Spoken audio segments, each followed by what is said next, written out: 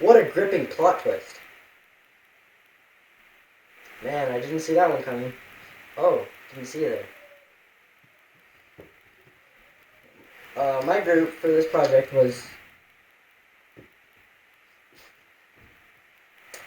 Zack, Ballam, Josh Bentley, Garrett, Kimber, and I'm Eddie Gardner. And our chapters were August and September of 2005, the old ones and the Martian. In August 2005, the old ones, Roy Bradbury really doesn't do a lot, except for insult a bunch of old people. The old people came to Mars. The professional travelers, the romantic lecturers, and the dry and crackling people, the dry and apricot people, and the mummy people. Basically, it's just talking about how all these old people come to Mars to retire. I mean, come on, man. You could have put that way easier. Like, don't insult the old people.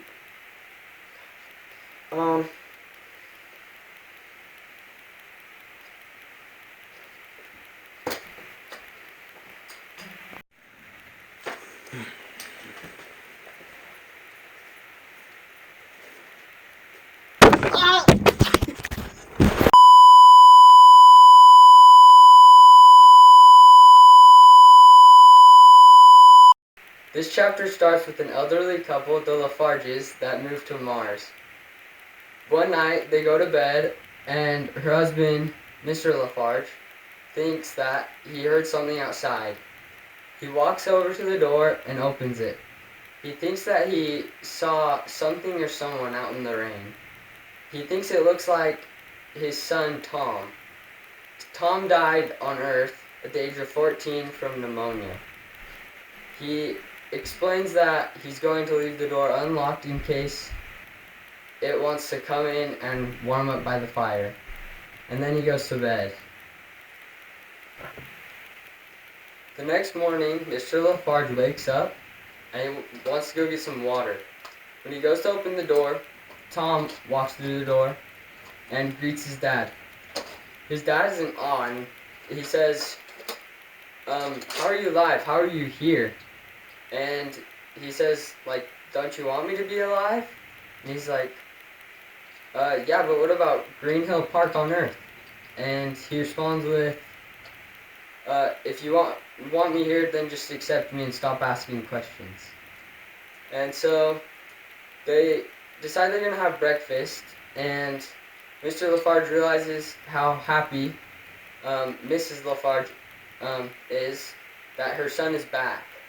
And so they proceed to have breakfast, and then when they finish breakfast, Mrs. Lafarge starts to gather up the dishes to go and clean them. And Mr. Lafarge starts to talk with his son, and he has heard stories in the past of Martians who have acted like other people and have been around humans and pretty much become humans. And so he asks Tom, like, how are you, Tom? Like, you're Tom, but you're not like actually Tom. You're something else. And he's like, don't ask any questions. And he's like, but like, you're a Martian. And he's like, and then he runs away because he's mad at his father. Later that afternoon, Tom comes back. His father asks him, where have you been? And he says he was down the canal by the old tin house. Tom says that he almost couldn't come back because he was trapped. He asks his father if he has any more questions. His father replies with, no more questions. Tom says, swell. Mr. Lafarge says that he should probably go clean up for dinner time.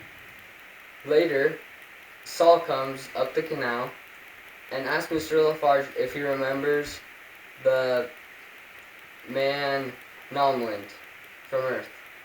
And he asks Mr. Lafarge if he has heard the rumors that he killed a man on Earth named Gillings.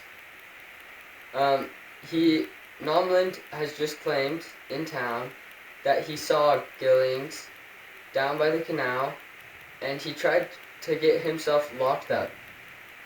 They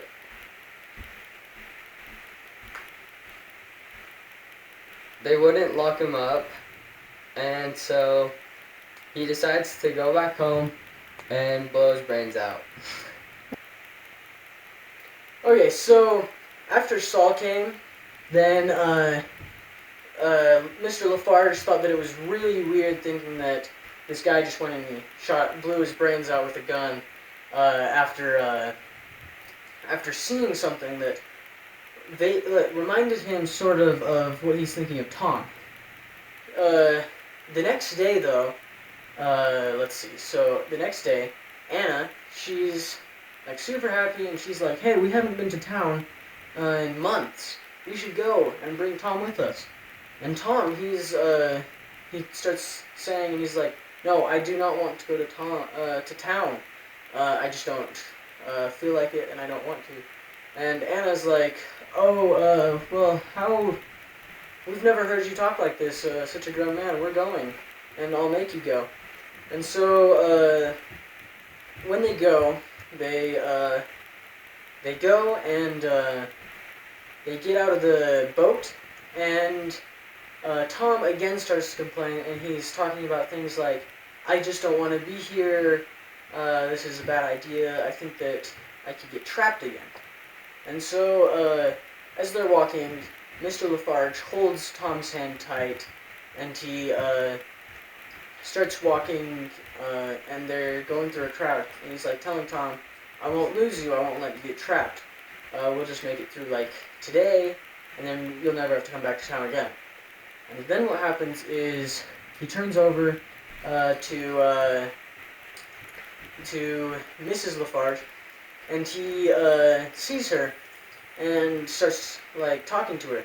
And then he looks down, and Tom's gone in the crowd. And later that day, they assume that he's going to show up, but he never does. And so Mr. Lafarge goes to look for Tom. And what happens is he starts talking to someone and hears about Joe Spaulding's daughter returning. After denying Mike's request for a drink, Mr. Lafarge goes behind the garden building, where a young girl steps out onto the twisted iron balcony that lays there. He calls out in the dark. The book doesn't state what he said. She says, "Who's there?" He says, "It's me." A stupid response. Doesn't help her at all. He wants to say, "Tom, this is your father. Come back to us," or whatever. But then, of course, he thinks, still think I'm crazy. Like an insane person. Lavinia says, "I know who you are. There's nothing you can do now. Come back to us, Tom," he says, without really thinking.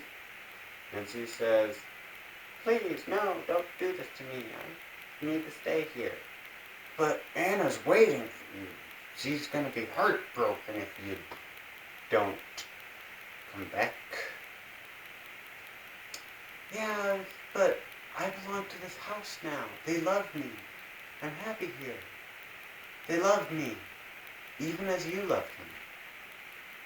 Tom, please, think about Anna. Anna. But they'll be heartbroken too. I know that, but they're a family of 5. They can cope with it. Don't do this to me. Tom, you're my son. You belong to me. I don't belong to anyone. I don't belong to anyone. I'm no one. And I take what can be taken. Well, Tom, my boy, please." "No, you please." "Tom, please." "No, you please." "Fine, I'll come with you." She slides down the vines. all the lights turn back on, and we hear the voice of Mr. Spaulding. "I've got a gun. Vinny, are you safe?"